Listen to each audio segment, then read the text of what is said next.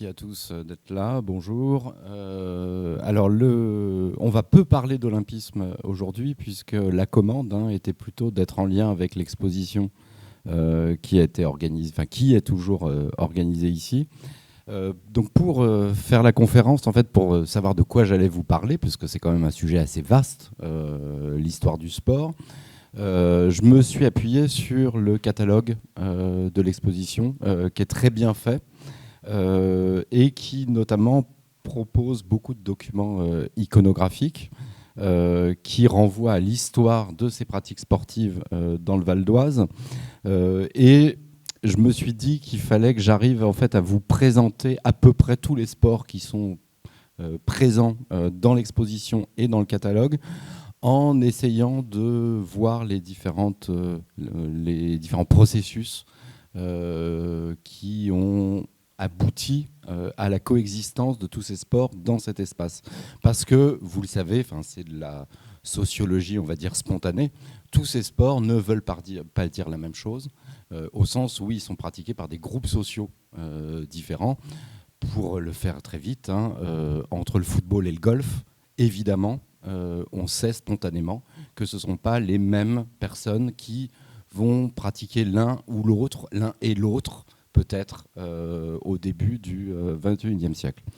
Donc cette exposition est l'occasion de faire un rapide survol de l'histoire du sport et de comprendre pourquoi est-ce qu'on fait du sport, parce que là aussi, c'est les interrogations qu'on se pose toujours quand on est historien, c'est pourquoi est-ce que les sociétés fonctionnent de cette manière et pas d'une autre, et il n'y avait aucune fatalité ou aucune nécessité au fait que la société française s'acclimate et s'acculture à une pratique qui est une pratique distinctive des élites britanniques du 19e siècle. Donc rapidement, pour commencer, en introduction, de voir qu'est-ce que c'est que le sport, puisque on en parle beaucoup, mais concrètement, c'est quoi ? C'est donc des pratiques ludiques spécifiques à une classe sociale très particulière en Angleterre, donc en gros la gentry, donc ce mélange qui s'opère dès la fin du XVIIIe siècle entre l'aristocratie et la grande bourgeoisie libérale, et des pratiques ludiques qui sont développées et codifiées progressivement dans ce qu'ils appellent les écoles publiques, donc les public schools, qui est un faux ami, puisque ce ne sont pas des écoles publiques, ce sont des écoles privées, payantes, très chères, réservées aux rejetons de cette aristocratie ou de cette grande bourgeoisie. Alors pourquoi est-ce qu'on les appelait écoles publiques ? Parce que ça rompait avec le vieux système éducatif de l'aristocratie qui voulait que chaque enfant ait son précepteur particulier. Là, on les mettait ensemble dans une institution séparée avec un internat. Donc c'est au sein de ce monde très spécifique qui se situe autour de Londres. Il y a 9 grandes public schools au 19e siècle. Enfin, il y en a 8 à Londres ou dans la banlieue de Londres. Une un peu plus dans les Midlands, un peu plus au nord, qui est l'école de rugby. Donc là, elle aura justement le fait qu'elle soit un peu isolée, fait qu'elle développera des codes de la pratique du jeu de balle un peu différente de ce qui se fait à Londres. Et donc c'est le plus important au début. Il y a plusieurs phases à distinguer pour pouvoir parler d'un sport. Il faut une phase de codification et de réglementation pour que tout le monde soit d'accord sur qu'est-ce qu'on fait quand on fait du sport. Donc ça, c'est un processus qui commence, en gros, qui s'approfondit au milieu du 19e siècle, parce que là aussi, c'est le produit de l'industrialisation, donc, qui en Angleterre, la première phase se fait avec le développement des chemins de fer, ce qui permet à ces différentes écoles de se rencontrer entre elles. Et donc, la nécessité, quand on se rencontre entre public schools, de se mettre d'accord sur les règles. Qui dit codification et réglementation ? Alors, la plus connue dans l'histoire glorieuse du sport, c'est en 1863, à Cambridge, l'université de Cambridge, où vous avez les 11 règles du football qui sont établies.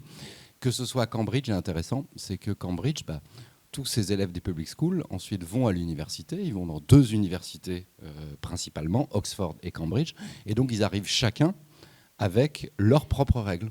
Et donc la nécessité à Cambridge pour organiser des matchs de football, de se mettre d'accord sur quelles règles on va adopter.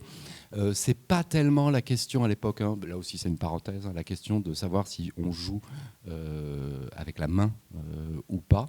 En fait, hein, ça continuera même dans ce qu'on appelle à l'époque, ce qui correspond à notre football et non le rugby, jusque dans la décennie 1880. L'arrêt de volée est autorisé. Quand on voit les chroniques des matchs internationaux, par exemple entre l'Angleterre et l'Écosse, tout d'un coup, vous avez à la 72e minute, arrêt de voler. Mais c'est pas du football. Voilà, c'est qu'en fait, c'était, même s'il y avait un effort de codification fait en 1863, la pratique voulait qu'on renégocie avant chaque match pour savoir quel type de règles on adoptait. Qui dit codification dit, c'est le deuxième mécanisme important, institutionnalisation. C'est-à-dire qu'à un moment donné, vous allez avoir des fédérations qui vont prendre en charge ces règles et qui vont s'assurer que tout le monde respecte les règles et donc qui vont pouvoir organiser des championnats ou des compétitions qui, d'année en année, petit à petit, se conformeront à cet ensemble de règles, même si cet ensemble de règles est toujours mouvant. Donc 1863, c'est aussi, vous avez à Cambridge des règles qui sont données, et dans un pub du nord de Londres, la création de la Football Association, où là vous avez des impresarios qui décident de règles qui sont un peu différentes de celles de Cambridge. Donc là aussi, la question n'est pas de savoir on joue à la main ou au pied, mais de savoir jusqu'à quel point on peut se taper sur, est-ce qu'on peut tacler, est-ce qu'on peut plaquer. Voilà, en gros, c'est le degré de violence qui est acceptable sur un terrain. Pourquoi ? Parce que c'est, en fait, c'est ceux qui fondent la Football Association sont des anciens étudiants de Cambridge qui sont rentrés dans la vie active. Et la question se pose pour eux, et c'est ce qui donne le football, que s'ils se font trop mal, ils ne pourront pas aller dans la City, puisqu'en général, ils sont des financiers à la City, ils ne pourront pas, le lundi matin, aller au boulot. Et donc, on commence à mettre des limites à la violence. Troisième aspect important de cette naissance du sport, l'autonomisation de la société, c'est-à-dire l'apparition d'un mouvement sportif qui a ses lieux et son calendrier. Donc ces lieux, c'est là où on voit que le sport est une rupture avec les pratiques ludiques de l'Ancien Régime. C'est que vous avez toujours eu des pratiques ludiques, mais qui étaient en général des rituels civiques ou des rituels religieux. Pour vous donner un exemple que vous connaissez tous, par exemple dans l'Italie communale, au Moyen-Âge, vous avez le Palio de Sienne, qui est un rituel civique, qui est là pour symboliser la lutte entre les différentes factions de la ville et qui est organisée sur la place communale, c'est-à-dire d'une autorité supérieure qui permet d'arbitrer entre les factions. En gros, il vaut mieux que les factions se mesurent dans une course de cheval plutôt qu'elles se fassent la guerre. Donc là, vous avez un rituel civique. Généralement, toutes ces activités ludiques suivent un calendrier religieux, c'est-à-dire les grandes pratiques de ce qu'on appelait le folk football en Angleterre étaient généralement le Mardi Gras. Le Mardi Gras est le grand moment en Europe occidentale où vous avez ces grandes joutes qui sont organisées par les autorités, de facto par les autorités religieuses. Donc la naissance du sport, c'est l'apparition de lieux spécifiques qui sont détachés de l'espace urbain. Et en Angleterre, c'est d'abord les stades de cricket, puisque le premier grand sport qui est codifié depuis le milieu du XVIIIe siècle, c'est le cricket. Et vous avez ce qu'on appelle des ovales, c'est-à-dire des stades avec une forme très particulière qui sont adaptés aux règles du jeu. Ce sont aussi les hippodromes qui apparaissent au début du XIXe siècle. Et ensuite, vous aurez les salles de boxe. Quatrième point, la diffusion de cette culture sportive n'a rien de spontané, c'est-à-dire qu'on a vu que c'était une culture des élites. pourquoi est-ce que les classes moyennes, puis les classes populaires anglaises, s'emparent de ces pratiques distinctives de l'aristocratie et de la grande bourgeoisie. Donc là, il y a des modèles sociologiques. Le plus connu, c'est celui de Pierre Bourdieu, qu'il a développé en 1979 dans la distinction critique sociale du jugement, qui est une loi sociologique où, en gros, dans une société, l'aspiration à l'ascension sociale est une donnée partagée par tous et se fait par l'imitation des classes sociales qui sont immédiatement supérieures. Et il y a un mécanisme qui suppose dans le temps qui est une diffusion lente qui fait que progressivement ça descend l'échelle sociale. Mais attention, l'Angleterre le montre, c'est qu'il faut aussi qu'il y ait une volonté de la part des élites de diffuser cette culture sportive. Et donc ça, c'est très spécifique à l'Angleterre. Il n'y a pas d'âge d'or du sport qui aurait été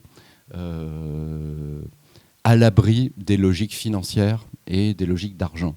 C'est-à-dire que pourquoi est-ce que, en gros, l'ouvrier anglais se met à jouer au cricket, puis au football? C'est parce que vous avez des impresarios, des industriels du spectacle sportif qui ont des intérêts financiers à développer ce spectacle. Le fondateur de la Football Association, Charles Aycock, en 1863, est un impresario du cricket. C'est lui qui organise, dans le comté du Sussex, des compétitions qui lui rapportent de l'argent, tout simplement. Donc il y a un phénomène important et cette impulsion, c'est-à-dire qu'il y a à la fois un horizon d'attente dans les classes sociales, on va dire, inférieures pour pratiquer ce que font ceux de la haute, en gros, mais il y a aussi un intérêt financier à ce que cette culture soit diffusée pour des raisons de profit. Donc ça vaut pour le cricket, ça vaut pour les courses de chevaux, et ça vaut pour la boxe, qui sont les trois grands sports codifiés au cours du 19e siècle en Angleterre et qui sont régis par le système des paris. C'est-à-dire les bookmakers sont des financiers, puisque dans la City à Londres, vous avez la rue des banques, et parallèle, vous avez la rue des bookmakers, c'est les mêmes. C'est-à-dire qu'eux maîtrisent les techniques financières, ont assez de capitaux qu'ils investissent dans cette industrie pour multiplier les profits. Donc voilà les 4 points essentiels. Alors il y a aussi l'adaptation à une société de plus en plus urbaine du fait de l'industrialisation, qui fait que les classes populaires ont du temps libre, ce qui est une nouveauté massivement au XIXe siècle. Donc c'est en 1874 l'adoption par la loi de la semaine dite anglaise, c'est-à-dire en plus du dimanche, vous avez le samedi après-midi de libre. Et donc là, Charles Aycock s'engouffrera dans la brèche pour organiser ces matchs de football le samedi après-midi. Et le Foster Act de 1870, qui est la scolarisation obligatoire en Angleterre, ce qui veut dire que vous avez des gens qui sont capables de lire une presse spécialisée sportive. Donc en gros, tout un système sportif avec une presse, des lieux spécifiques, un spectacle qui est organisé, qui apparaît dans les années 1870-1880. Et tout est lié entre ces différentes logiques. Pour terminer sur l'exemple du football, Charles Aycock s'était bien rendu compte que ces ovales de cricket servaient l'été, en gros à la belle saison, en gros du printemps jusqu'au début de l'automne, et étaient vides l'hiver, puisque le jeu fait qu'on... Donc le football est pour lui un sport d'hiver, et les premiers matchs de football sont organisés dans les stades de cricket, et comme ça marche, et ça marche très bien, c'est que ça devient le sport de la classe ouvrière anglaise qui est en train de s'affirmer numériquement dans l'Angleterre industrielle. Ensuite, on passera à construire des stades dédiés spécifiquement à la pratique du football. Dernière chose sur ce point, dernière parenthèse, la distinction entre amateur et professionnel, donc dans ce rapport à l'argent. Attention, ça arrive à la fin du 19e siècle, ce sont les Anglais qui la théorisent, mais c'est en grande partie hypocrite. C'est-à-dire qu'on a vu que le sport, si l'industrie du spectacle sportif se diffuse, c'est pour faire de l'argent. Ce que craignent les élites anglaises, c'est de perdre le contrôle de cette industrie à partir du moment où elle se démocratise et elle se diffuse. Et c'est notamment le cas pour le football. C'est-à-dire que c'est un tel succès qu'à un moment donné, dans la fédération de football anglaise, vous avez de plus en plus de clubs qui ne sont pas forcément dirigés par des aristocrates et donc qui élisent des présidents qui sont issus des classes moyennes, voire des classes populaires, et qui peuvent remonter la hiérarchie de la fédération et prendre le pouvoir dans la fédération. Donc le moment de la distinction entre amateurisme et professionnalisme à la fin du XIXe siècle est plutôt un moment de crispation des élites traditionnelles qui se rendent compte qu'elles sont en train de perdre le contrôle du système sportif qu'elles ont contribué à créer. Pour vous, là aussi, la distinction entre amateur et professionnel n'était pas un problème. Par exemple, les équipes de cricket, depuis le milieu du XVIIIe siècle, sont organisées entre les gentlemen, donc qui battent, qui sont à la batte, et les players, ceux qui lancent la balle ou qui la réceptionnent. Les players étant des professionnels, donc en gros plutôt les métayers ou les fermiers des grands propriétaires qui travaillent pour eux et qui sont rémunérés pour participer à l'équipe du domaine quand elle se confronte aux autres équipes des grands domaines aristocratiques. Bon, voilà en gros ce que c'est que le sport, donc qui est très particulier, qui vient d'une société donnée. La question qui se pose, c'est comment est-ce que tout ça s'exporte ? C'est-à-dire pourquoi est-ce que la France, qui ne connaît pas cette culture sportive, pourquoi est-ce qu'il y a une transplantation, un transfert de cette culture sportive dans la société française ? Et donc il faut essayer de voir les raisons et surtout de voir quel sport marche, parce qu'il y a des sports qui marchent et d'autres qui ne s'exportent pas. Donc, par exemple, en France, les Anglais, il y a eu des tentatives de cricket, de développer le cricket. Il y a des grands clubs de cricket au Bois de Boulogne dans les décennies 1860, mais ça ne prend pas comme prendra le football 20 ans plus tard. Donc il faut voir les obstacles à cette diffusion et surtout les acteurs qui sont à la fois des Anglais qui viennent en France pour étendre leur industrie sportive et des réceptionneurs, c'est-à-dire des Français qui ont intérêt. Et quel est cet intérêt pour les sports anglais ? Donc de ce point de vue-là, le Val d'Oise, l'actuel Val d'Oise, est une région intéressante parce que on est proche de la capitale française et c'est d'abord à Paris, dans les élites libérales de la monarchie de Juillet, du Second Empire, que cette culture sportive est acclimatée en France. Donc on est proche du centre névralgique de l'introduction de cette culture sportive. Et c'est une région, donc sous ces différentes appellations, où se sont sédimentés au fil des décennies les différents sports, et c'est un bon observatoire pour voir quels ont été les mécanismes d'implantation du sport et de transformation de cette culture sportive. Alors pour commencer, l'acculturation, donc la première phase, comment est-ce que la culture sportive s'implante, on va dire, dans le Grand Ouest parisien. Et j'ai voulu vous prendre quelques exemples. Donc on va voir les courses de chevaux qui sont présentes dans notre espace, les activités nautiques, puisque vous avez vu dans l'exposition, entre la Seine, l'Oise, le bassin d'Argenteuil, le bassin d'Enghien, ce sont des pratiques fortement développées.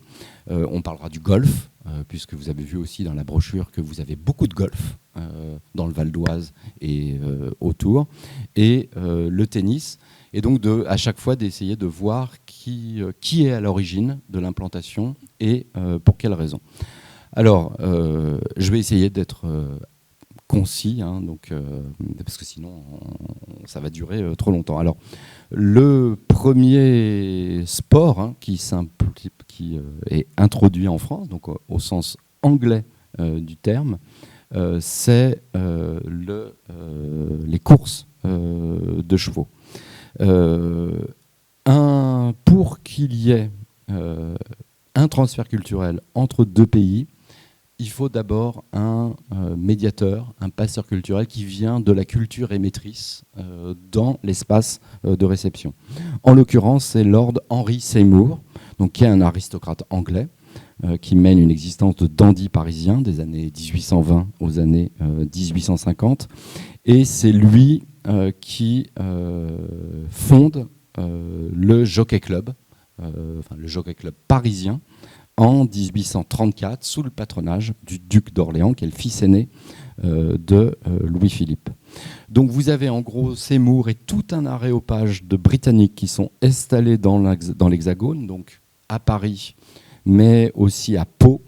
Donc vous avez dans la région paloise, vous avez encore ces activités hippiques. À Bordeaux, donc là c'est les grandes dynasties de viticulteurs anglo bordelais, à Lyon, et qui sont en général des propriétaires de haras et qui voient tous les bénéfices financiers qu'ils pourraient retirer à introduire en France la culture du hippisme britannique. Alors cette culture du hippisme britannique, elle est structurée depuis le XVIIe siècle, donc avant le cricket. Donc là on peut vraiment, autant le cricket est le premier sport collectif, les courses de chevaux sont le premier sport individuel. Ce monde des courses anglaises s'est structuré depuis le XVIIe siècle et repose sur un ensemble d'écuries qu'on appelle les studs, où sont élevés des chevaux de course qu'on appelle les race horses, qui ont été obtenus par une sélection rigoureuse.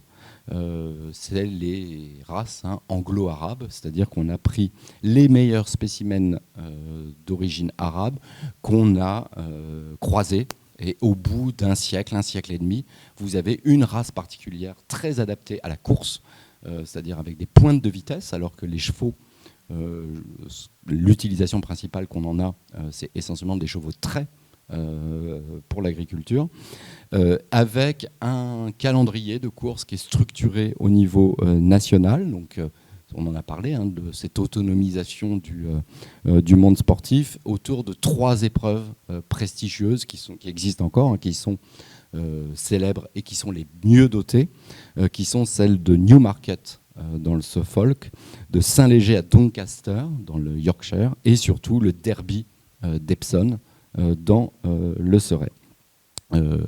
Vous avez donc toute une industrie du cheval qui fonctionne grâce à un système de paris qui est géré par l'aristocratie.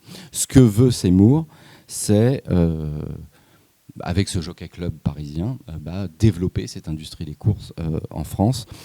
Et c'est lui qui construit l'hippodrome de Chantilly la même année, en 1834, avec l'instauration du Grand Prix, qui se veut l'équivalent français du derby britannique. Les chevaux sont des chevaux anglais qui sont importés. C'est important, le monde des courses hexagonales, jusque dans les années 1920, sera essentiellement dominé par les Anglais, que ce soit les palefreniers, les entraîneurs, les jockeys. C'est un monde qui reste britannique très longtemps. Donc là, vous avez l'émetteur. Pourquoi est-ce que ça marche ? Qui sont les Français qui veulent intégrer et développer ces mondes des courses ? C'est d'abord un roi qui est Charles X, donc qui accède au trône en 1824. Donc c'est le dernier frère de Louis XVI. Donc il y a eu le cadet qui a régné sous le nom de Louis XVIII jusqu'en 1824, et donc c'est le Benjamin Charles X qui a été en exil à Londres pendant toute cette période, et qui crée un haras à Meudon et qui importe des pur-sang anglais. Alors là, en fait, culturellement, hein, qu'est-ce qui se passe? Donc, il y a cette fascination pour l'Angleterre. Donc l'Angleterre qui est à la fois un régime conservateur, c'est-à-dire où les intérêts de l'aristocratie sont préservés, mais en même temps qui a été capable de se moderniser. Donc c'est, là je renvoie à l'histoire politique de la France au XIXe siècle. Hein. Enfin, ce qui plaît en Angleterre, c'est que vous n'avez pas eu de révolution. Ou en gros, il y a eu une révolution qui a laissé intacts les privilèges de l'aristocratie. Donc il y a cette anglophilie qui est... Il y a toute une histoire, hein, la grande affaire hein, des élites politiques du XIXe siècle en France, hein, c'est de terminer la Révolution avec différents modèles possibles. Le modèle britannique en représentant un. Et il n'est pas étonnant hein, que ce soit cette aristocratie qui a été contestée par la Révolution française, qu'elle se tourne vers l'Angleterre. Alors, qu'est-ce qu'elle voit? Alors, il y a un effet de traduction qui est intéressant, c'est que les chevaux anglo-arabes en anglais sont désignés sous le nom de thoroughbred, c'est-à-dire élevés dans la pureté. Donc en gros, hein, on a des livres qui permettent de retracer la généalogie d'un cheval, donc qui permettent de justifier son prix, parce qu'en gros, il a été issu de croisements de races pures anglo-arabes. Comment est-ce que c'est traduit en français? Par pur sang. Et le pur sang renvoie à cette grande angoisse de l'aristocratie française quand elle revient au pouvoir en 1815, avec l'obsession de son statut social et de ce sang, alors que dans la Marseillaise on parle de sang impur, en gros de la légitimation de leur statut social par le sang, c'est-à-dire par l'hérédité. Parenthèse, hein, les années 1810-1820 sont les grandes années du début de la généalogie en France. C'est-à-dire quand est-ce que l'aristocratie commence à écumer les dépôts d'archives départementales qui ont été créés par la Révolution. C'est à ce moment-là, puisque les archives nationales, hein, avec leurs dépôts départementaux, c'est d'abord une question, on va dire, pour régler le partage des terres à la Révolution, donc pour avoir les actes de propriété. Et donc, grâce à ces actes de propriété, on est capable de reconstituer des généalogies de propriétaires jusqu'au Moyen-Âge. Et donc, c'est à ce moment-là, dans ces 2 décennies-là, que l'aristocratie est inquiète de pouvoir revendiquer et prouver son droit à occuper, à réoccuper de nouveau une place importante dans la société française. Donc le stud book, donc le livre des origines de l'industrie des courses anglaises, trouve son application il est repris par l'aristocratie française parce que, quelque part, avec son activité généalogique, elle se livre aux mêmes activités la concernant à ce moment-là. Ensuite, vous avez vous retrouvez, c'est pour ça que je vous ai mis cette lithographie de Gustave Doré, cette fascination pour le monde des courses anglais. Vous le trouvez tout au long du XIXe siècle, parce que là, en 1872, la lithographie s'intitule « Londres, un pèlerinage ». Et qu'est-ce qu'on va voir? On va voir la course de Derby. On retrouve ça chez Edgar Degas en 1862, où il appelle ça une course, donc avant le départ, une course de gentleman. Donc c'est ça qui, là aussi, qu'on vient chercher, c'est ce modèle aristocratique, même si on est capable de développer une culture spécifiquement française. Donc là, en l'occurrence, le Grand Derby de Chantilly en 1910. Alors vous avez un deuxième personnage qui est important pour le développement de ce monde des courses. Je passe rapidement, vous le connaissez, c'est sous le Second Empire. C'est Auguste Morny, le demi-frère de Napoléon III, qui avait été parmi ceux qui ont fondé le Jockey Club en 1834, qui a été un des instigateurs du coup d'État du 2 décembre 1851, qui a été président du corps législatif pendant une décennie, et qui avait un poids politique énorme qui lui permettait de mener de front des spéculations chevalines, on va dire, et des spéculations immobilières, puisque c'est lui qui préside à la construction de la ligne de chemin de fer Paris-Chantilly au milieu de la décennie 1850, et qui construit l'hippodrome de Longchamp en 1863, où vous avez le Grand Prix de Paris qui est organisé. Donc là, vous avez un monde des courses qui structure, c'est qu'il n'y a plus seulement le Grand Prix de Chantilly, mais tout un ensemble de courses tout au long de l'année. C'est lui aussi qui construira Deauville. Et Deauville, vous connaissez comment elle est organisée la ville. Au départ, elle est organisée autour de l'hippodrome. C'est-à-dire que pour attirer l'aristocratie parisienne, pour les faire venir en Normandie, il faut leur proposer ce qui est devenu un de leurs passe-temps. Le transfert a fonctionné. On va à Deauville pour voir les courses. Donc voilà, en gros, alors ces aristocrates anglais et français, il n'y a pas que, dans la foulée de l'industrie des courses, vous avez d'autres sports qui sont essayés, toujours avec Seymour. C'est lui qui est celui qui propose des choses, de voir si ça va marcher. Donc on a parlé du cricket. Il y a une sous-section du Jockey Club qui crée le Paris Cricket Club dans la décennie 1860, mais ça ne marche pas. Alors il y aurait des raisons, mais ce serait trop long de revenir là-dessus. Et la boxe. Le premier match de boxe à Paris, c'est au Bois de Boulogne en 1838. C'est Swift contre Adam qu'on a fait venir de Grande-Bretagne, mais comme on faisait venir les chevaux pour essayer, voir si ça peut marcher dans le contexte parisien. Alors, voilà, on a vu les élites, donc plutôt des élites libérales, donc au sens d'un libéralisme qui ne veut pas dire, qui n'est pas forcément démocratique,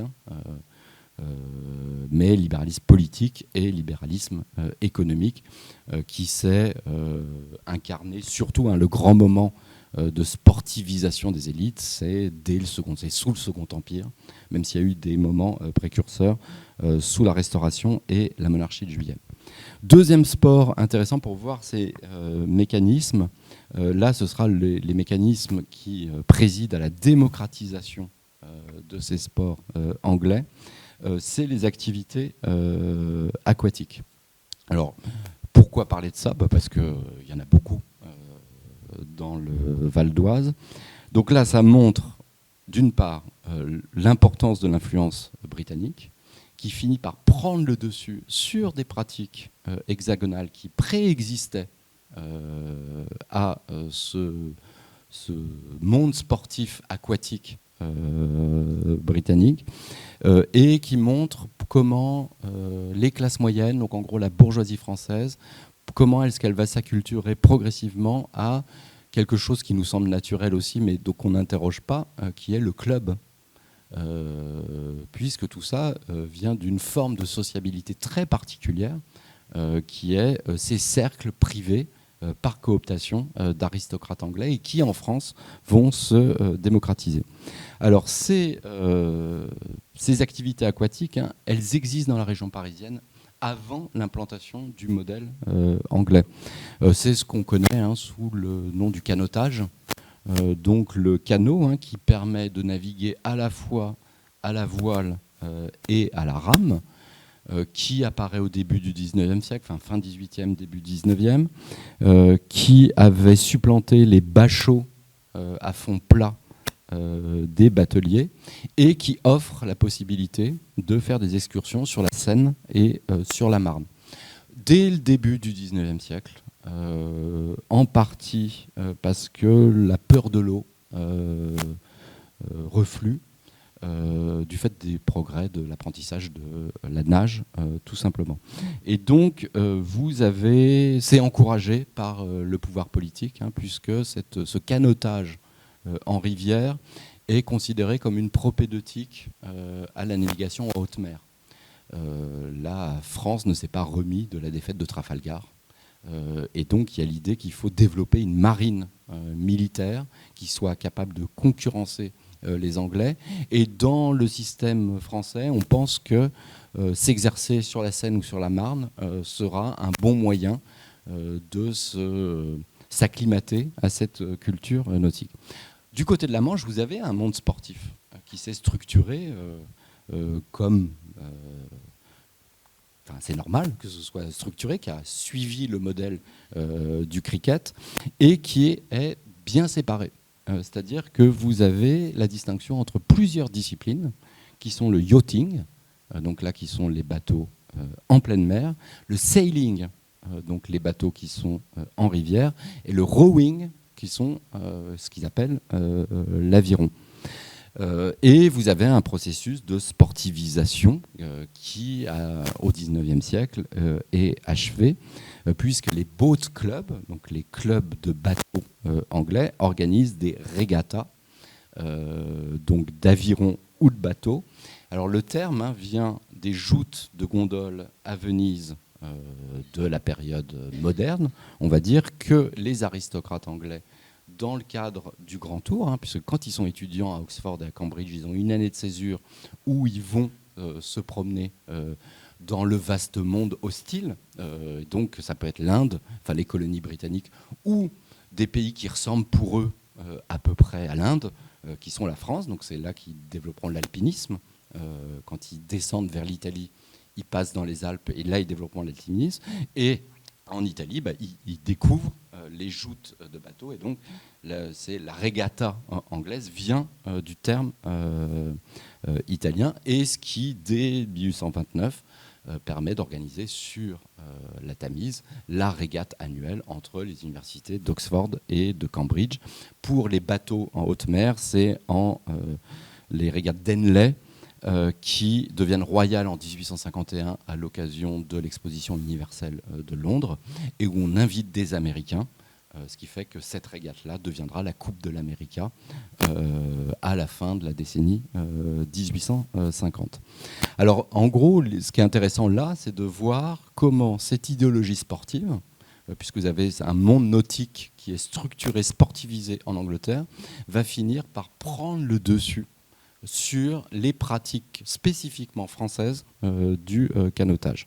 Alors il y a deux fronts, le front de tous les littoraux, notamment là où sont implantés les Anglais. Donc il y a plusieurs types de littoraux. Vous avez ceux qui viennent travailler, par exemple au Havre, donc tous les ingénieurs qui construisent, qui aident à construire le port du Havre, et les lieux de villégiature, donc la Côte d'Azur et le bassin d'Arcachon, près de Bordeaux, où vous avez les dynasties anglo-bordelaises du vin. Et donc là, vous avez progressivement l'implantation de ces courses de voiliers et non plus de canotage. Et c'est surtout la région parisienne, le second front de sportivisation, où vous avez pendant un siècle, jusqu'au début du XXe siècle, vous avez une cohabitation entre le canotage de loisirs et les compétitions d'aviron. Et là, les Anglais sont toujours à la manœuvre. Henri Seymour, qu'on connaît, le Jockey Club, créé en 1853 à Asnières, un rowing club qui permettra la diffusion de ce modèle sportif dans les classes moyennes parisiennes, parce que qui fait du canotage, c'est la bourgeoisie parisienne, qui est en ascension numérique tout au long du XIXe siècle, et qui, le week-end, va faire du canot sur la Seine ou sur la Marne. Alors, il y a deux aspects importants. Le premier, c'est sur pourquoi est-ce que la bourgeoisie parisienne s'empare de cet imaginaire sportif anglais, puisqu'on a vu pour l'aristocratie quelles étaient les motivations, mais pourquoi est-ce que ça se diffuse dans la bourgeoisie? Alors là, vous avez un livre, je vous ai mis la référence, vous verrez dans le PowerPoint. C'est une historienne américaine, Sarah Maza, qui a étudié l'imaginaire bourgeois au XIXe siècle et qui montre que dans ces années post-révolutionnaires, tout ce qui était fondé, toutes les valeurs qui étaient fondées sur l'effort, le mérite et la concurrence entre égaux constituent une rupture avec l'univers mental hérité de l'Ancien Régime. Donc autant la course avec les pur sang se voulait pour les élites françaises d'une perpétuation des hiérarchies dans la société française, autant dans les activités nautiques, c'est au contraire vu l'idée que dans une course d'aviron, finalement, on sera à égalité avec l'aristocrate et on pourra éventuellement le battre. Donc en gros, elle développe l'idée que l'idée de compétition sportive est particulièrement adaptée à cette nouvelle société en cours de consolidation. Alors deuxième aspect, vous avez une rivalité technique avec l'Angleterre, et l'Angleterre en gros propose des embarcations qui sont plus adaptées justement à ces compétitions nautiques et qui se sont transférées petit à petit sur les cours d'eau français. Donc ces principales innovations, c'est l'outrigger. Donc en gros, c'est des bateaux qui sont plus étroits et qui ont un point de fixation de la rame qui est situé en dehors de la coque. Donc quel principe de l'aviron. Et donc il permet d'avoir une plus grande portée sur l'eau de l'aviron et donc d'aller plus vite. Deuxième chose, c'est le remplacement du banc fixe par le banc coulissant mobile, donc qui est muni de roulettes au départ et puis de plus en plus de glissières. Et il y a la même chose dans le yachting ou le sailing, le clipper par exemple. Donc là, ce qui est intéressant, c'est de voir que dans le vocabulaire même, on reprend l'aviron, on francise le rowing anglais, mais ensuite, tout ce qui sont les bateaux qui ne sont plus à rame et à voile comme les canots, mais qui sont juste à voile, là, c'est le modèle anglais qui finit par s'imposer dans la région parisienne. Donc là, je vous ai mis quelques tableaux qui montrent toujours cette sportivisation et cette adoption du modèle anglais. C'est Renoir en 1874, Monet en 1872, donc les deux fois à Argenteuil, donc pas loin d'ici. Et ce qui est intéressant de voir, c'est que ça s'appelle des régates, à la fois pour Renoir et pour Monet. La régate, c'est pas les Français parlaient de course de canot, de joute, mais jamais de régate. La régate, c'est la Regatta Oxford-Cambridge. Donc là, on voit cette implantation progressive du modèle anglais. Alors, ce modèle est essentiellement parisien et concerne très peu de gens. C'est, à mon avis, le plus important, cette première phase d'implantation de la culture sportive en France. Il est extrêmement limité, et ça jusqu'à la Première Guerre mondiale. Il ne concerne en gros que la grande bourgeoisie parisienne. Alors, un des lieux de cette acculturation dans les années 1870-1880, c'est le lycée Condorcet à Paris. Vous vous rappelez par exemple de Marcel Proust, qu'il raconte dans La recherche du temps perdu. C'est là qu'il dévoile le tennis, par exemple. Deuxième point, alors deux points intéressants, c'est que vous avez des clubs qui sont fondés dans la décennie 1880, généralement par ces anciens élèves du lycée Condorcet, où il n'y a plus de Britanniques. Donc c'est là où on voit que la culture sportive franchit une étape, c'est qu'il n'y a plus besoin de côtoyer des Anglais, c'est-à-dire qu'on ne recherche plus le contact avec les Anglais, et il y a une culture qui se nationalise. Donc c'est le Racing Club de Paris qui est fondé en 1882 et le Stade français qui est fondé l'année suivante en 1883, même si vous avez toujours ce terme de racing, par exemple, qui montre l'influence anglaise. Deuxième chose, un mécanisme de nationalisation des disciplines importées. Il ne faut pas que... une des conditions à la diffusion, même limitée, dans la grande bourgeoisie parisienne de cette culture sportive anglaise, c'est l'idée qu'il ne faut pas... Cette acculturation n'est pas une déculturation. Il ne faut pas avoir l'impression de pratiquer une culture qui vient de l'étranger. Il faut qu'elle soit spécifiquement française. Donc de ce point de vue-là, ce qui est intéressant, c'est de voir comment, par exemple, le sport, on entretient la croyance que ça viendrait de l'ancien français, des sports, et que En gros, il y aurait eu un détour par les Britanniques pour retrouver une vieille pratique qui, en gros, renvoyait à la chasse. Même chose, par exemple, sur le tennis. Le mot tennis, qui est anglais, viendrait du jeu de paume français, où on présentait la balle en disant tenez. Et donc, ce serait un juste retour des choses, que le jeu de paume qui avait passé la Manche, revienne et puisse être pratiqué par les Français. Alors, effectivement, ça s'appuie sur l'extrême popularité du jeu de paume dans la France d'Ancien Régime, dont il nous reste des traces dans le langage courant. Par exemple, épater la galerie. Donc vous voyez la salle du jeu de paume à Versailles. Vous avez cette galerie des spectateurs, tomber à pic ou rester à carreau, qui sont des zones du terrain de jeu de paume, de service en fait, et donc qui renvoient à des phases du jeu de paume. Donc ça marche bien avec le tennis. Alors ce qui est intéressant de voir, c'est que c'est à la fois francisé, donc on entretient la fiction d'une antériorité autochtone du jeu de paume sur le tennis, et en même temps la référence anglaise est toujours une instance de légitimation de ces pratiques pour une élite qui est une élite libérale. Donc, par exemple, en France, ce tennis, très rapidement, ne se joue pas sur herbe, pour des raisons climatiques, mais sur terre battue, essentiellement parce que le tennis se développe en partie sur la Côte d'Azur. Donc, il nous en reste des traces dans le calendrier actuel du circuit de tennis, le tournoi de Monte-Carlo, etc. Mais bon, pour des raisons climatiques évidentes, on joue sur de la terre battue, mais la Fédération française de tennis, qui est créée en 1913, s'appelle Fédération de lawn tennis, donc de tennis sur herbe. Pourquoi et elle gardera ce nom jusqu'en 1974. Est-ce que ça veut dire que le modèle reste de jouer sur gazon et non sur terre battue? Pas du tout. C'est qu'on joue selon les règles du Lawn Tennis and Cricket Club de Wimbledon. C'est-à-dire que dans le processus d'institutionnalisation et de codification dont on a parlé, la référence reste la référence britannique.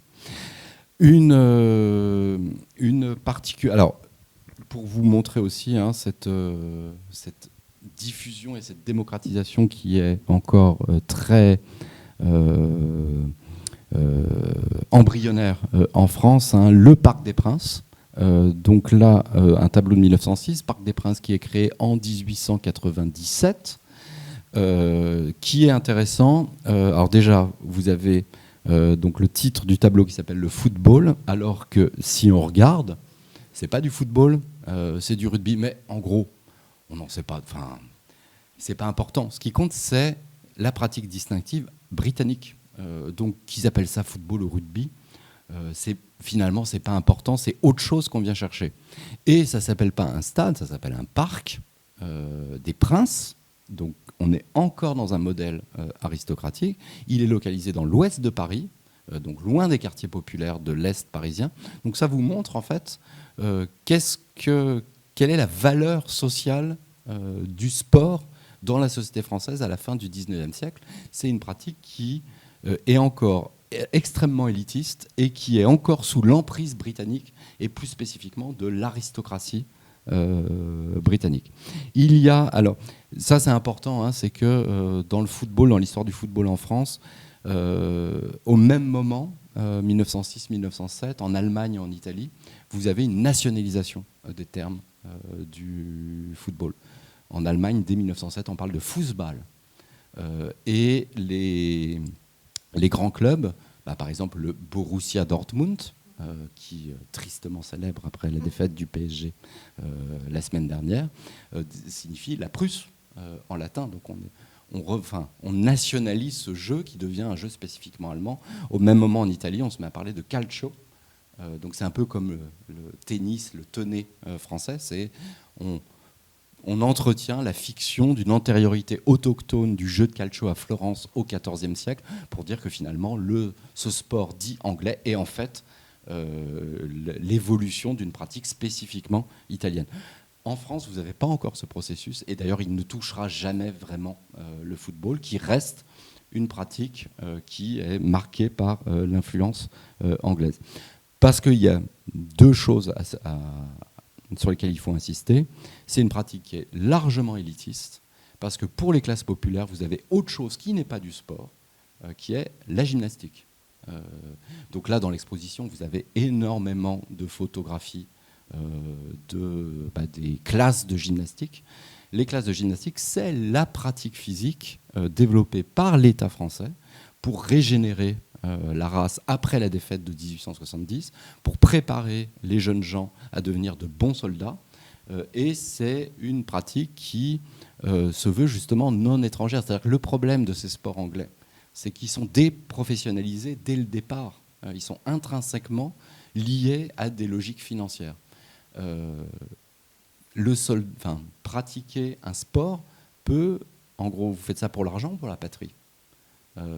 La seule pratique qui est patriotique, c'est la gymnastique, et c'est la seule qui est pensée pour les classes populaires. Donc, par exemple, le baron Pierre de Coubertin, dont on entend beaucoup parler en ce moment, quand il crée les Jeux Olympiques en 1894, il les crée, c'est un congrès qui est convoqué pour fixer les règles de l'amateurisme. Donc ça renvoie à ce que je vous disais sur ce moment de crispation des élites. Le projet de Coubertin n'est pas de démocratiser les sports, il est d'empêcher la démocratisation des sports en créant une compétition qui soit réservée à l'élite. Pour le bas peuple, il y aura toujours la gymnastique.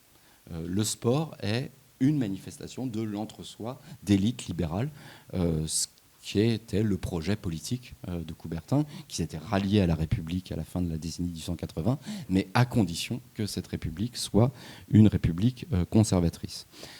Une nuance quand même avec le modèle anglais, donc on a parlé du club, donc il nous reste ce mot de club qui vient de cette culture aristocratique anglaise, mais avec les clubs d'aviron qui se développent dans la bourgeoisie parisienne à la fin du 19e, début du 20e siècle, c'est déjà autre chose que le modèle anglais.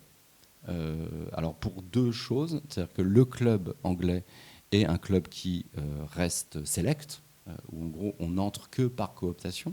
Donc le régime associatif français, puisque c'est tous ces clubs sportifs à partir de 1901 deviennent des associations, loi 1901, évidemment on peut refuser l'adhésion à l'association de quelqu'un qui le voudrait. Mais il y a un recrutement qui est beaucoup plus lâche, et surtout, il n'y a pas la nécessité de la cooptation dans une association. Vous pouvez être refusé, mais vous ne pouvez pas être recommandé par les dirigeants de l'association. Donc vous avez ce premier point qui est qu'on garde le nom de club, mais dans la réalité de l'organisation du sport, on passe à quelque chose qui est plus démocratique. Deuxième chose, les femmes. C'est-à-dire que dans ces clubs, quand ils sont encore des clubs aristocratiques, il y a un modèle français qui est le modèle du salon, le salon mondain. Et les femmes, en France, depuis le XVIIe siècle, tiennent les salons. Et donc, naturellement, elles font partie des clubs sportifs, ce qui est beaucoup moins le cas en Grande-Bretagne. Donc, par exemple, le club alpin, donc, qui est fondé par des Anglais, forcément, les femmes sont interdites à Londres. Le club alpin français, qui a son siège à Paris, vous avez 5% de femmes qui sont membres. C'est peu, mais elles ont le droit d'être là. Donc il y a une pratique sportive féminine qui sera plus facilement acceptée dans ce modèle sportif français, même s'il regarde du côté de l'Angleterre. Donc on verra ça aussi dans le tennis, tous ces clubs de tennis, et notamment avec l'émergence de Susan Lenglen. Susan Lenglen est la manifestation de cette plus grande féminisation de la pratique sportive, même si elle est d'élite. Alors, si vous voulez aller plus loin, je vous ai mis pas mal de références sur la paume, l'équitation, l'alpinisme, etc. Alors, on en arrive au début du XXe siècle. Donc, vous voyez, il y a cette première phase d'implantation des sports anglais et qui restera. C'est-à-dire qu'il n'y a pas de rupture. C'est-à-dire que vous avez plutôt une superposition de différentes phases de cette histoire de la sportivisation de la société française. Donc vous avez des golfs, des clubs de tennis, des clubs d'aviron, des sociétés de course dans le territoire qui nous environne. Le moment décisif, alors il y a 4 acteurs décisifs au XXe siècle qui vont assurer la démocratisation et la diffusion du sport dans la société française. Le premier, c'est l'Église catholique. Et notamment dans un sport particulier, donc, c'est cette institution, l'Église, qui a assuré la diffusion du football, c'est l'Église catholique. Alors pourquoi alors par quelle entremise ça s'est fait? Ça s'est fait par la création en 1903 de la Fédération gymnastique et sportive des patronages de France, donc par un catholique qui s'appelait Paul Michaud. Alors c'est sous le régime associatif. Pourquoi en 1903 ça renvoie, donc là il faut suivre la chronologie des rapports entre l'État et l'Église au début du XXe siècle. Entre 1902 et 1905, vous avez la grande phase d'expulsion des congrégations enseignantes de France. Donc on est dans la phase après l'affaire Dreyfus, où les gouvernements dits de défense républicaine décident d'en finir avec l'Église, et notamment en lui retirant le monopole qu'elle exerçait sur la formation, non pas du peuple dans les écoles primaires, c'est-à-dire que ça, à la limite, tout le monde est d'accord sur le fait qu'il faut des écoles primaires, donc on enlèvera le catéchisme, mais il y a une tolérance par rapport aux valeurs catholiques, mais surtout la formation des élites françaises, d'où les congrégations enseignantes qui s'occupent surtout des collèges et des lycées.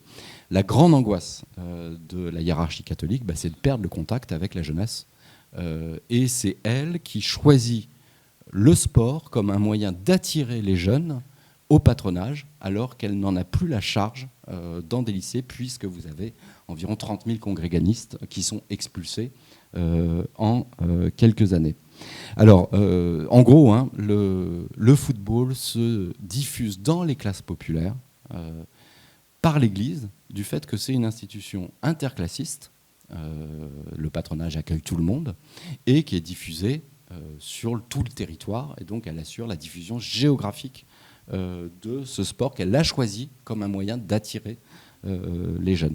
Alors, on en trouve une trace dans le trophée de la Coupe de France, dit Charles Simon. Donc la première Coupe de France, c'est en 1919 qu'elle est organisée, et le trophée est offert à la nouvelle Fédération française de football par Paul Michaud, celui qui a créé la FGSPF en 1903. En 1917, donc on est dans un contexte d'union sacrée, c'est-à-dire que les congréganistes qui avaient quitté la France en 1902-1905 reviennent pour combattre dans les tranchées en 1914, et donc on est dans cette période d'unanimité nationale où les catholiques et la République se réconcilient. Et donc en symbole de ça, ceux qui, de facto, dirigent le football français, c'est-à-dire les catholiques, sécularisent ce sport, puisqu'on va organiser une Coupe de France sur le modèle de la Cup anglaise qui existe depuis 1872, mais on crée ce trophée, donc qui a longtemps été le seul trophée du football français, puisque le championnat, c'est seulement depuis début des années 2000 que vous avez une coupe qui est remise, qui est très moche. Je ne sais pas si vous l'avez revu le week-end dernier, le Hexagol, il s'appelle. Là, vous avez une patère d'argent qui pèse 3,2 kg, qui est haute de 48 cm, qui coûte 2000 francs, ce qui est une grosse somme pour l'époque. Le modèle, c'est la Cup anglaise, de toute évidence.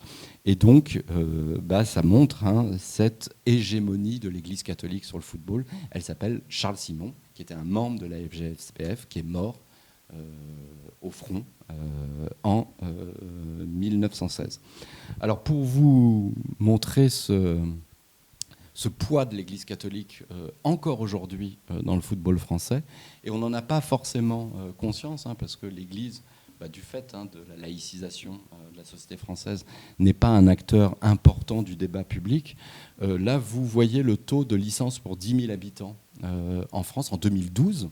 La carte de 2018 est quasiment la même. Vous voyez le poids de l'Ouest français. En fait, en gros, vous avez les zones de force du catholicisme français. C'est-à-dire que vous pouvez décalquer cette carte avec les cartes de sociologie religieuse sur le nombre de messalisants, donc ceux qui vont à la messe tout le dimanche, ou de pascalisants, ceux qui y vont au moins une fois à la messe par an pour Pâques. Donc en gros, la Bretagne, la vallée de la Loire, la Basse-Normandie, le Nord, l'Alsace, le Lyonnais, même l'Aveyron. Enfin, vous avez l'Aveyron et le Cantal, qui sont 2 départements où la pratique catholique est encore forte. Voilà, en gros, les zones de force du catholicisme français sont visibles dans cette carte des pratiquants de football. Ça se voit aussi dans les présidents de la Fédération française, puisque qui dit pratiquant dit qu'il y a beaucoup plus de clubs dans ces zones-là. Souvenez-vous, il y avait Jean Fournet-Fayard dans les années 1980, qui est lyonnais. Vous avez eu Claude Simonet, celui qui était là en 98 pour la victoire de la Coupe du Monde, qui est nantais. Et vous avez eu Noël Le Graët, qui est breton. C'est normal que ce soit un Lyonnais, un Breton ou un Nantais qui soit élu, vu que c'est là qu'il y a le plus de pratiquants et donc de clubs. Vous avez, souvenez-vous de Giroud, avec son club de l'AJ Auxerre, donc l'association de la jeunesse auxerroise, c'est le patronage catholique d'Auxerre, et qui jouait en bleu et en blanc, qui sont les couleurs de la Vierge. Donc c'est un patronage qui est devenu un club professionnel. Vous avez la même chose sur un autre sport qui est le basketball, qui est l'autre grand sport des catholiques qui, lui, se développera à partir de l'entre-deux-guerres.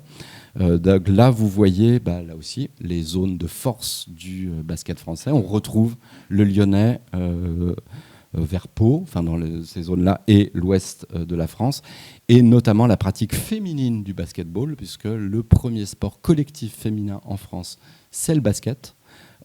Et là, là aussi, vous avez un décalque. C'est les terres d'implantation du catholicisme. Chaque système sportif national s'est développé selon des logiques particulières.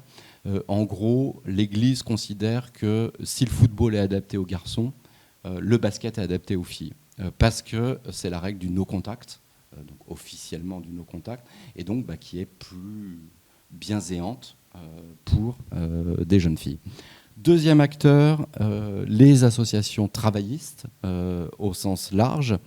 La naissance, oui, une industrie du spectacle sportif spécifiquement française, avant de parler des travaillistes, parce qu'ils viendront après.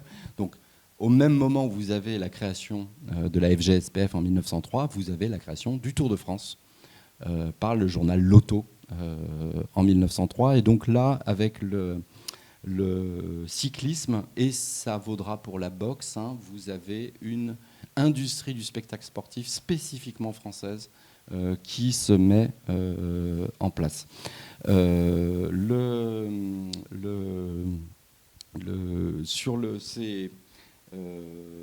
Sur ces histoires de vélo, donc là aussi vous en trouvez beaucoup ici, il y a une distinction entre les courses sur piste et les courses de plein air. Les courses sur piste sont là aussi contrôlées par les Anglais, ce qui est normal, c'est-à-dire qu'il faut construire un vélodrome, donc il faut des capitaux. C'est des courses qui correspondent en gros au modèle des courses de chevaux. Par exemple les 6 jours de Paris, donc on peut faire des paris sur ces courses-là. Donc là aussi, vous avez des capitaux qui viennent d'abord des Anglais. Donc c'est notamment le vélodrome Buffalo qui est créé à Neuilly-sur-Seine en 1893. Donc là, je vous ai mis une lithographie de Paul Signac de 1899. Alors pourquoi est-ce qu'il s'appelle Buffalo ? C'est le terrain qui avait été utilisé par Buffalo Bill et sa troupe lors de l'exposition universelle de 1889. Alors c'est intéressant le vélodrome Buffalo parce que c'est le premier qui est une joint venture, on dirait, entre capitaux anglais, mais surtout des capitaux des joailliers parisiens. Donc là on voit qu'il y a la naissance petit à petit d'une industrie du spectacle française, mais c'est un Anglais, Choppy Warburton, qui gère, voilà, c'est que dans le management du sport, pour faire de l'argent, c'est les Anglais qui sont encore à la manœuvre.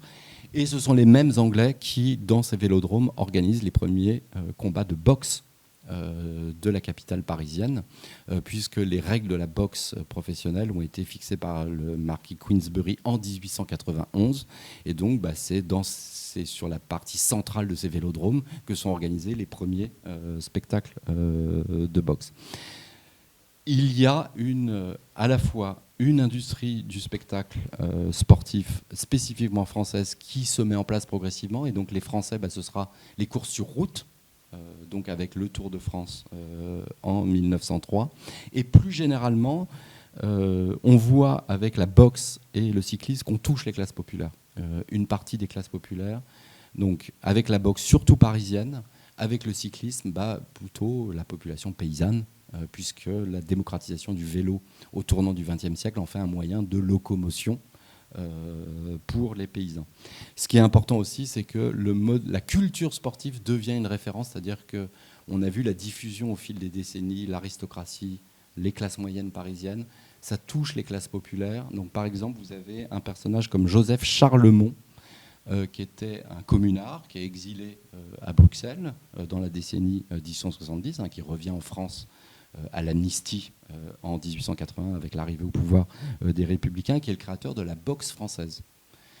Donc là, vous avez cette tentative d'acclimatation des règles de la boxe anglaise à une culture française de la savate, en gros, et ce qui montre que même dans des classes populaires, vous avez le modèle sportif anglais qui devient une référence puisqu'on essaye de créer son propre sport. Donc en l'occurrence, la boxe française est donc en gros une culture sportive qui laisse de moins en moins de monde indifférent.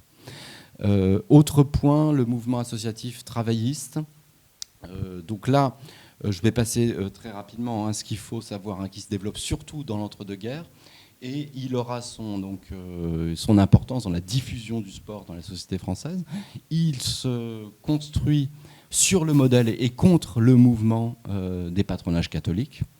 Et lui développe l'idée de l'opposition au sport bourgeois. Donc pourquoi est-ce que ça arrive dans la décennie 1920 ?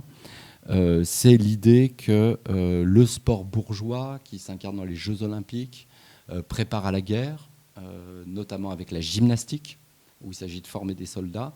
Et donc là, le sport est réutilisé comme une pratique libre, c'est-à-dire qu'il sera non pas de la gymnastique, donc qui est militaire, et comme c'est quand même un sport d'aristocrate anglais, il faudra que ce soit un sport fait par les ouvriers pour les ouvriers. Donc vous avez deux internationales du sport qui sont créées, donc celle des socialistes à Lucerne et celle des communistes, dite l'internationale rouge, qui se réunifient en 1934 et qui prépare les Jeux olympiques populaires de Barcelone, qui sont organisés à l'été 1936, pour faire pièce à, pour eux, ce qu'est l'abomination du mouvement olympique qui finit à Berlin dans une dictature fasciste. Donc là, vous avez, alors ces Jeux de Barcelone n'ont jamais eu lieu, la cérémonie d'ouverture devait avoir lieu le 19 juillet 1936, et vous savez que dans la soirée du 17 juillet, le coup d'État militaire a commencé, c'est le début de la guerre civile espagnole. Et donc là, le 23 juillet 1936, vous avez un défilé de ceux qui étaient venus à Barcelone pour participer à cette Olympiade populaire. Et donc là, je vous ai mis la photo alors vous voyez mal peut-être d'ici, c'est la FSGT, donc la Fédération sportive et gymnique du travail, donc qui est l'union en 1934 des socialistes et des communistes, d'Hispano-Suiza, donc l'usine d'automobile du sud de Paris, dans le 13e arrondissement, et qui, ils ont leur valise, ils vont rentrer en France. C'est ce mouvement associatif travailliste, donc qui au départ est très politisé. Il s'agit de lutter contre le sport de compétition promu par le modèle olympique du baron de Coubertin. Alors de ce point de vue-là, ce sera un peu un échec, même s'il y aura des des essais dans les années 70, notamment, de développer un sport qui ne soit pas un sport de compétition, ou pour diminuer le poids de la compétition dans la pratique sportive. Surtout après 1945, dès l'entre-deux-guerres, dans les municipalités rouges de la banlieue rouge de Paris, l'idée d'un sport comme service public. Donc on a vu, le sport, c'est à la fois un moyen d'encadrement de la jeunesse. Pour l'État, c'est un moyen de préparer, d'entretenir la santé de la population, que ce soit celle des travailleurs ou des futurs soldats. Le mouvement associatif, sportif, travailliste, lui, développe l'idée d'un sport de loisir qui est une sorte de service public pour être en bonne santé. Donc là, je vous ai juste mis un exemple de le cross de Montreuil, en 1967, donc qui se développe tout autour de toujours dans cette banlieue rouge. Et je vous ai mis cette photo-là parce que vous avez une femme qui est à l'arrivée du cross de Montreuil. Vous avez la même chose avec le cross de l'Humanité. Le mouvement sportif associatif travailliste est celui qui développe la pratique féminine en France, puisque vous avez des réticences du mouvement olympique officiel à la pratique féminine, pour deux raisons principales. La première, c'est comme le sport. La stratégie de Coubertin pour implanter le sport anglais en France était de dire qu'il pouvait, comme la gymnastique, préparer les élites à la guerre. Donc c'est le pentathlon moderne, par exemple. Et donc comme les femmes ne participent pas à la défense nationale, il n'y a pas de raison qu'elles fassent de sport. Deuxième chose, dans les années 20, dans l'angoisse après les classes creuses créées par la guerre de 14-18, l'idée qu'il faut engager une politique nataliste. Et là, vous avez un consensus médical autour du fait qu'il y a des pratiques sportives qui pourraient être dangereuses pour la fonction reproductrice de la femme, et notamment la course à pied. C'est-à-dire qu'on décide que si une femme court trop, elle ne pourra pas enfanter, tout simplement. Et donc ceux qui développent notamment la course à pied et la pratique féminine plus généralement, donc on a vu le basket pour les catholiques. Pour tout ce qui est l'athlétisme, c'est plutôt, en gros, toutes ces associations de gauche. La course ne deviendra, c'est par exemple le marathon féminin, c'est seulement en 1984 qu'il est intégré au programme olympique, alors que c'est une des épreuves phares du mouvement olympique moderne depuis 1896. Dernier point, l'armée et l'école. C'est là aussi à partir des années 20 que l'État prend en charge la préparation sportive. Donc il le faisait jusque-là par le biais de la gymnastique. Les années 20, il intègre les disciplines sportives britanniques dans, en gros, développe une politique sportive proprement dite, et pas seulement d'éducation physique. Alors, une des raisons, c'est, donc on a vu les différentes raisons, encadrer les jeunes, assurer la santé de la population. À partir des années 20, c'est aussi le prestige de la nation. Les Jeux Olympiques d'Anvers en 1920 constituent de ce point de vue une rupture. C'est à ces Jeux Olympiques que les gouvernements français, belges et britanniques demandent à leurs comités olympiques respectifs d'exclure les athlètes qui viennent des anciennes puissances centrales qui ont été vaincues, donc l'Allemagne, l'Autriche et la Hongrie. Ce qui veut dire que ce ne sont plus des compétiteurs individuels aristocratiques, ça devient les représentants d'une nation. Et donc à partir du moment où c'est les représentants d'une nation, le prestige de la nation est en jeu, et donc ils font que l'État forme cette élite pour bien figurer aux Jeux Olympiques. Tout ça dans un contexte de démocratisation du sport. Et là, vraiment, le début des années 20 est très impressionnant. Donc là, c'est le stade Bergère, qui était donc sur la butte Bergère, qui est à côté des buttes Chaumont, donc qui a été rasé en 1925 pour construire des HBM, mais où a eu lieu la finale de la Coupe de France entre 1920 et 1924, où il y avait 7000 spectateurs. En 1926 à Colombes, donc dans le stade olympique construit pour les Jeux de 1924, vous avez 30 000 spectateurs. Donc il y a cette explosion en tout cas de la passion pour le sport dans la société française,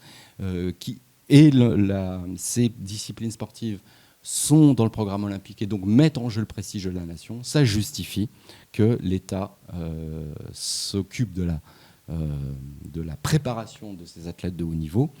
Et il le fait par les deux institutions régaliennes, que sont l'armée et l'école. Donc l'armée, vous avez en 1928 le vainqueur du marathon d'Amsterdam, qui est Bouguera El Wafi, qui est un tirailleur sénégalais, enfin algérien, mais dans les corps des tirailleurs sénégalais. On repère ses capacités et on l'entraîne jusqu'à la médaille d'or. Et voilà, et vous avez tout un... c'est le début d'une longue filiation avec des institutions qui sont créées, le bataillon de Joinville, pour préparer les élites sportives françaises.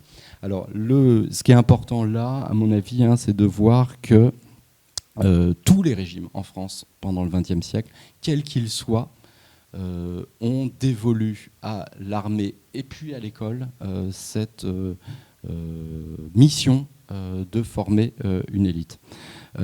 Avec l'articulation entre la pratique de masse, dont on a vu qu'elle commence à émerger dans les années 20, et dégager de cette pratique de masse une élite. Si vous prenez Léo Lagrange, le sous-secrétaire d'État à l'organisation des loisirs pendant le Front populaire, lui déclarait pas un crédit pour les stades où 50 000 spectateurs comptent 20 ou 30 acteurs, mais pour chaque ville ou village, la piste, la piscine, le terrain. Il y a l'idée qu'avant d'avoir il y aura une élite sportive qui émergera, mais elle émergera naturellement d'une pratique de masse. Et donc, pour devenir une puissance sportive, il faut d'abord développer le sport.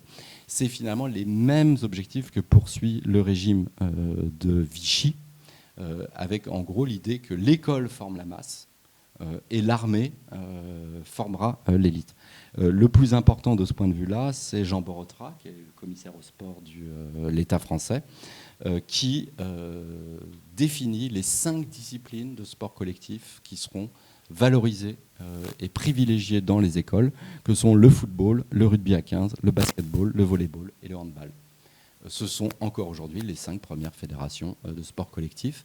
Et alors là aussi, c'est un peu comme le baby-boom qui commence, alors qu'on voit en 1943, mais en fait avait commencé en 1936, mais avec les classes creuses, on ne le voyait pas encore. Pourquoi est-ce qu'il y a eu un baby-boom à partir de 42-43 ? En fait, l'explosion de la pratique sportive en France, c'est 1943-1944, alors que la France est encore occupée. Mais le fait que les programmes scolaires soient réorganisés lance ce processus d'un sport de masse.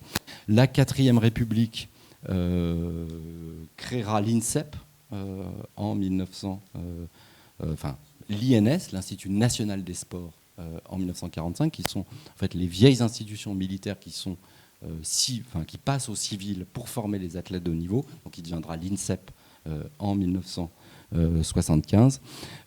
Puis en 1956, le bataillon de Joinville, donc dans le cadre du service militaire. Donc là, le fait que l'INSEP, qui est l'institution qui prépare l'élite olympique française, soit dans le bois de Vincennes, c'est-à-dire le haut lieu de l'armée française dans la région parisienne, n'est évidemment pas anodin.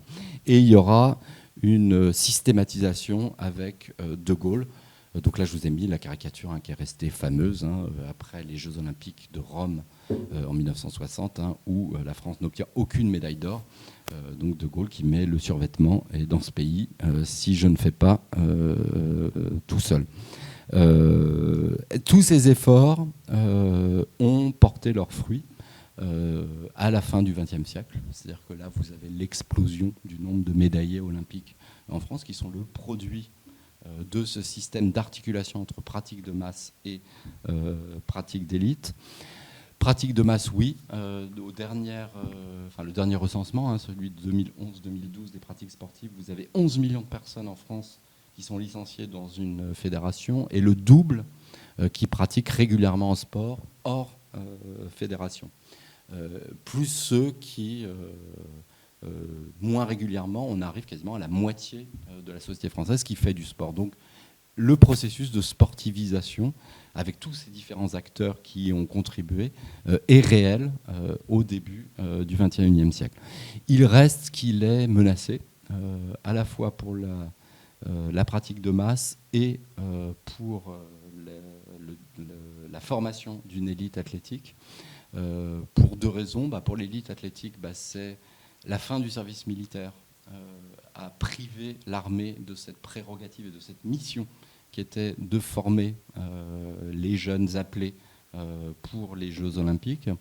Vous avez l'INSEP qui maintenant a changé de nom, donc c'est, je crois que c'est la performance. Le P maintenant c'est plus éducation physique, c'est performance. Où en gros vous avez des moindres investissements de l'État dans le fonctionnement de l'INSEP, avec l'idée que c'est le privé, les groupes Lagardère, etc., qui vont prendre le relais. Mais comme souvent en France, quand l'État n'est pas là, c'est pas le privé qui prend le relais. Et donc on risque de le voir, du point de vue du nombre de médailles, ça risque de ne pas être aussi fabuleux qu'espéré. Pour la pratique de masse, les Jeux Olympiques auraient pu être l'occasion de poser la question justement de cette pratique de masse. Donc on a vu que cette pratique de masse, elle avait été portée par l'école, par les et surtout par le mouvement associatif, qu'il soit catholique ou laïque, qui est généralement financé par les collectivités territoriales, qui elles-mêmes sont asphyxiées financièrement. Et dans ces cas-là, quels sont les deux postes qu'on sacrifie le plus vite? C'est la culture et le sport. De ce point de vue-là, dans ce taux de sportivisation de la société française, contrairement à...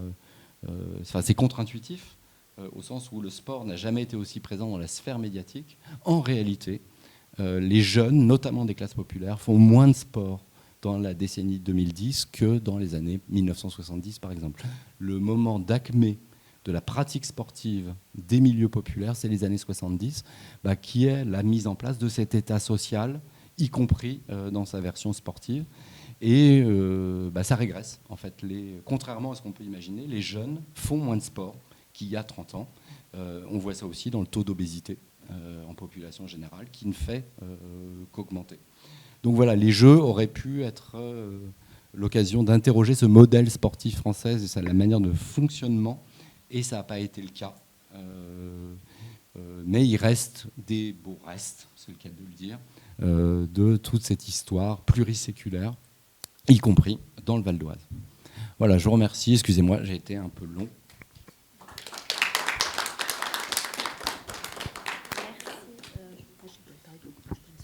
Est-ce qu'on m'entend? Oui, ça a l'air de marcher celui-là. Donc, comme à chaque fois, s'il y a des questions dans la salle pour Fabien Archambault, ne pas hésiter.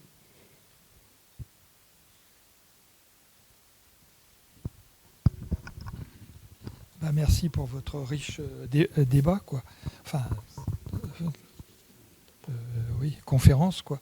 J'ai assisté à la finale de la Coupe de France de football en spectateur en 70, en 71 au Stade de Colombes, parce qu'ils étaient en train de reconstruire le Parc des Princes, quoi.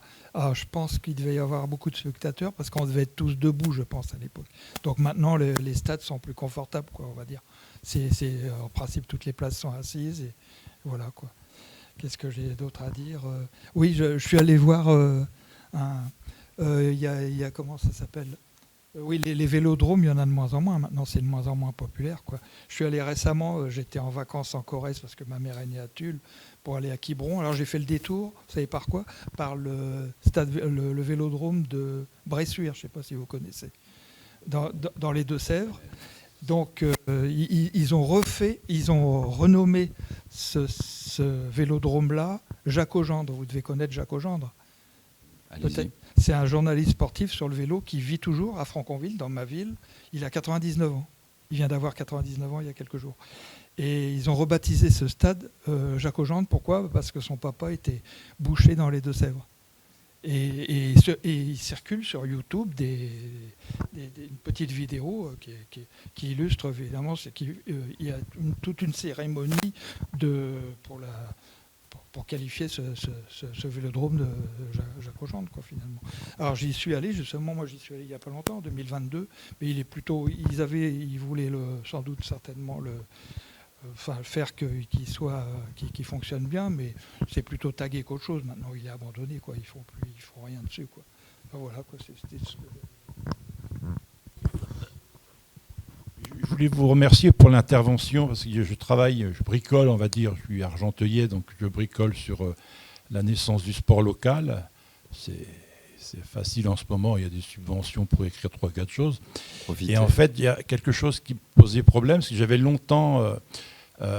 j'ai beaucoup lu de choses et d'archives notamment, où ça se tapait sur la gueule à Argenteuil, banlieue, une banlieue en face de Colombes d'ailleurs. Donc les territoires sont analysés en dehors d'une collectivité que très locale. Et en fait, j'étais très étonné par la guéguerre entre les républicains et les gens de patronage. Et puis à un moment donné, on voyait bien que très longtemps, c'était la guéguerre entre deux clubs de tir, un qui est, on va dire, républicain et l'autre qui est plutôt, je sais pas quoi. Et puis la même chose au niveau des clubs de gymnastique, un qui est très patronage et l'autre qui est très militaire. Toujours des dualités, mais pas dans un contexte droite-gauche, mais un contexte républicain. Et je viens de comprendre maintenant pourquoi il y a un bouleversement après 1903, à cause de l'union sacrée. Ça, je n'avais pas capté ça, parce qu'au niveau local, on ne capte pas bien, parce qu'il y a quand même des enjeux, des conflits politiques qui prennent toute la place. Et si on ne revient pas au niveau un peu plus haut, on ne comprend pas la tendance. Là. C'est un bon éclairage après. Et après, le côté, ce que je suis en train de regarder, surtout avec les questionnements que vous avez apportés, c'est l'évolution, c'est que le côté patronage s'est vite rabiboché avec le côté FSGT, parce qu'il y avait quand même une volonté d'éducation de la jeunesse sur laquelle, on va dire, allez, je vais simplifier, la jeunesse ouvrière chrétienne, donc on retrouve bien au niveau local des grands mouvements ou des grandes tendances nationales. Et d'où l'intérêt, je suis président d'une société locale, entre bien essayer de remonter au niveau de la grande histoire et la petite histoire. Et d'ailleurs, nous, par exemple, à Argenteuil, il faut faire aussi de la géographie. Par exemple, la géographie de l'installation des équipements sportifs du patronage, c'est à Gennevilliers, en face, parce que de toute façon, jusqu'à très longtemps, le seul endroit où il y avait un équipement, notamment pour la gymnastique et même le football, il était républicain. Donc il y avait un côté équipement d'un côté de la Seine, c'est-à-dire côté Argenteuil républicain, et puis il y avait l'obligation d'aller trouver des terrains, en fait, de l'autre côté. Et en fait, la géographie est intéressante aussi à analyser de ce point de vue-là. En tout cas, et j'ai bien aussi compris la différence entre les trois stades. Parce que Argenteuil, étant argenteuillet, j'ai bien revu les tableaux là, de Monet. Hein. Je suis en train de travailler sur la construction d'un château qu'on appelait longtemps chez nous le château Michelet. Il n'y a rien à voir avec l'historien. Mais en fait, c'est un bourgeois, un vrai bourgeois, qui était donc franco-français, qui habitait dans le 17e. Donc on est bien dans un ingénieur d'ailleurs, en plus, qui est venu construire sa belle maison, on va dire. Il était parisien, mais il est venu là parce qu'il était attiré par la pratique du nautisme. Alors, c'était surtout pas faire de l'aviron, hein, et qu'il en est sorti de cette famille-là d'ailleurs, deux médailles olympiques aux Jeux de 24. Donc on retrouve bien à travers ce que vous dites, on peut lire des phénomènes qui apparaissent localement en fait, c'est-à-dire la colonisation par les clubs parisiens, notamment le club d'Asnières et puis le club de Paris Nautisme, et qui viennent et qui intéressent en tant que spectateurs qui organisent des régates et qui sont très sollicités, parce qu'il y a un lien loisir au niveau argenteuillet que j'observe, hein, restons dans mon domaine de compétences, qui est quand il s'agit de présenter le sport en dehors des histoires sport pognon, il y a aussi sport spectacle localement qui apparaît, où en fait on aime bien faire de la joute, on aime bien faire venir des compétitions, parce que c'est aussi du spectacle, et ça a toujours été du spectacle, mais ce spectacle-là, il est pratiqué par une élite, mais on essaie de faire d'amuser le peuple qui devient de plus en plus sourié, avec des spectacles de type bateau à voile, que retraduisent les tableaux là, que j'ai revus, là, mais en fait avec une antériorité qui remonte quand même il y a bien cette tangente, le bourgeois qui vient coloniser les bords de Seine, et puis les communes qui sont intéressées pour que ça crée quand même du spectacle. Et bon, je ne parle pas de quand ça vient accueillir des grandes compétitions. Donc je vous remercie pour votre éclairage.